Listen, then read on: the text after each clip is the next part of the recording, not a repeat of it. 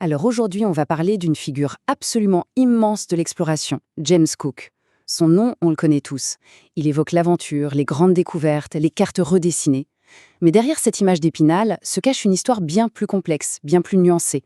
En 3 voyages, seulement 3, cet homme a non seulement bouleversé notre vision du globe, mais il a aussi scellé, pour le meilleur et souvent pour le pire, le destin de tout un océan, le Pacifique. Pour bien comprendre l'exploit, il faut se remettre dans l'ambiance de l'époque.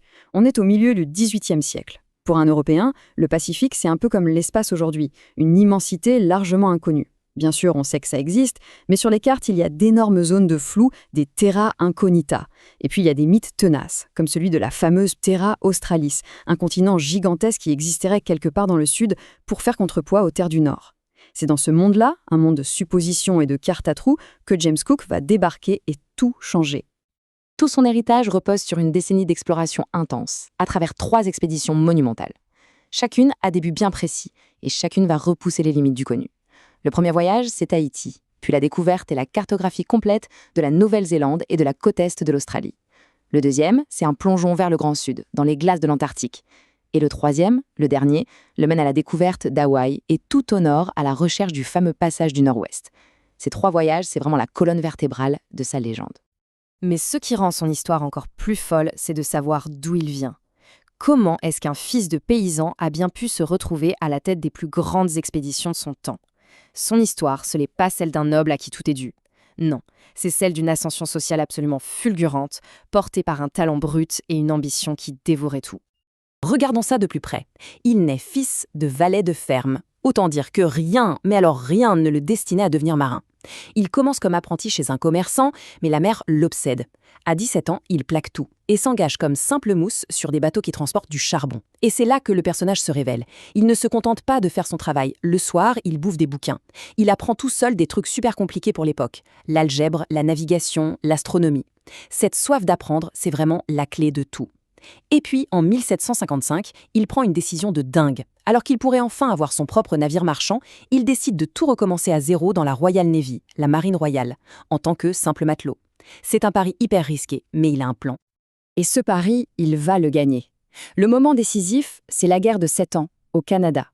Pendant le siège de Québec, Cook va réaliser des cartes du fleuve Saint-Laurent d'une précision inégalée. Tellement précises en fait qu'elles permettent à l'armée britannique de lancer une attaque surprise qui sera décisive. Et ça évidemment, ça ne passe pas inaperçu. Son nom commence à circuler dans les hautes sphères, à l'amirauté. Tout le monde comprend que ce type n'est pas juste un bon marin, c'est un scientifique, un stratège. La porte des grandes explorations vient de s'entrouvrir pour lui. On entre maintenant dans le vif du sujet. Avec cette nouvelle réputation, on lui confie des missions qui sont bien plus que de simples voyages. Ce sont de véritables expéditions scientifiques, mais aussi géopolitiques. L'objectif ? Résoudre les dernières énigmes de la planète et bien sûr étendre l'influence de l'Empire britannique. Le premier voyage est un chef-d'œuvre de stratégie. Officiellement, la mission est scientifique. Aller à Tahiti pour observer le passage de la planète Vénus devant le Soleil. Un calcul crucial pour les astronomes. Mais ça, c'est la version officielle. Car une fois sur place, Cook a l'ordre d'ouvrir une enveloppe scellée. Et là, la vraie mission se révèle, trouver la fameuse Terra Australis. Il ne la trouvera pas. Par contre, ce qu'il va faire est colossal. Il va cartographier avec une précision folle l'intégralité des 2 îles de la Nouvelle-Zélande. Puis, il va mettre le cap à l'ouest et être le premier Européen à explorer et cartographier des milliers de kilomètres de la côte est de l'Australie qu'il s'empresse de revendiquer au nom du roi d'Angleterre.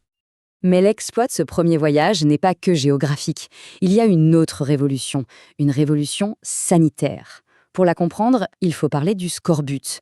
Le scorbut, c'était la hantise absolue des marins.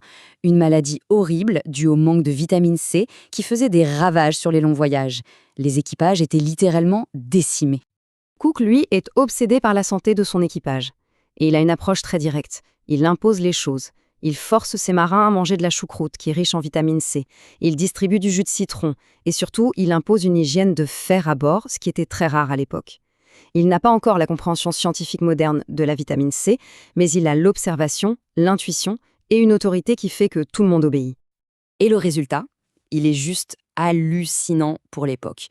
Le chiffre, c'est 0. 0 mort du scorbut en 3 ans de voyage. C'est du jamais vu, une véritable révolution médicale qui va changer la marine pour toujours. D'ailleurs, cette victoire contre le scorbut lui apportera presque plus de prestige dans les milieux scientifiques que ses découvertes de nouvelles terres. À son retour, Cook est une star. Mais ce mythe de la Terra Australis a la vie dure. Alors on lui confie une deuxième mission, encore plus audacieuse. Trouver ce continent, une bonne fois pour toutes, ou prouver qu'il n'existe pas. Et cette fois, il a une arme secrète, le chronomètre K1. En gros, c'est le GPS du XVIIIe siècle, une horloge ultra précise qui permet enfin de calculer la longitude de façon fiable. Avec ça, Cook va aller là où personne n'est jamais allé. Il est le premier à franchir le cercle polaire antarctique. Il va s'enfoncer dans les glaces, frôler le continent sans le voir, mais il va en faire le tour. Sa conclusion est sans appel. S'il y a une Terre, elle est glacée et inhabitable. Le mythe est mort. Cette phrase, il l'écrit dans son journal au milieu des icebergs. Elle dit tout de l'homme. Il y a de l'orgueil, bien sûr, mais surtout cette conscience d'avoir atteint une limite. Pas seulement géographique, mais une limite humaine. Il est allé au bout du monde connu, et même au-delà. Et avec son rapport, il met un point final à des siècles de fantasmes sur le grand continent du Sud. On pourrait croire qu'après ça, il va enfin se reposer, mais non. Il y a une dernière quête, un autre mythe à chasser. Le passage du Nord-Ouest, cette route maritime qui permettrait de passer de l'Atlantique au Pacifique par le nord du Canada. C'est pendant ce voyage qu'il va tomber presque par hasard sur l'archipel d'Hawaï, une découverte majeure. Puis il remonte toute la côte américaine jusqu'en Alaska, mais là, il se heurte à un mire de glace. C'est l'échec. Et cet échec le mine. Les témoignages de l'équipage suggèrent qu'il devient plus dur, plus colérique. C'est un homme fatigué, usé, qui décide de faire demi-tour et de retourner passer l'hiver à Hawaï. Et ce retour à Hawaï, qui devait n'être qu'une simple escale technique, va virer au drame absolu. La fin de Cook est aussi brutale et chaotique que sa vie avait été ordonnée et maîtrisée. C'est le résultat d'un terrible engrenage de malentendus culturels et de tensions qui vont exploser. Alors, que s'est-il passé? Tout est une question de timing, un timing catastrophique. Quand les Anglais arrivent, la première fois, c'est la saison de Maka'iki, une fête de paix dédiée au dieu Lono. Les Hawaïens voient arriver ces immenses navires et cet homme étrange, et ils le prennent pour une incarnation du dieu. L'accueil est incroyable. Mais peu après leur départ, un mât se casse. Ils sont obligés de revenir. Le problème, c'est que quand ils reviennent, la fête est finie. C'est maintenant la saison de Ku, le dieu de la guerre. L'ambiance a totalement changé. Ce retour imprévu est vu comme un mauvais présage. Les tensions montent jusqu'au vol d'une chaloupe. Cook, pour la récupérer, applique sa méthode habituelle, prendre un chef local en otage. Sauf que cette fois, ça ne marche pas. La foule s'énerve, une bagarre éclate sur la plage et Cook est tué. Le plus grand explorateur de son temps meurt dans une rixe confuse au bout du monde. Sa mort met fin à une ère d'exploration, mais elle ouvre la porte à un héritage incroyablement complexe. Pendant 2 siècles, Cook a été un héros, une icône intouchable de la science et du courage.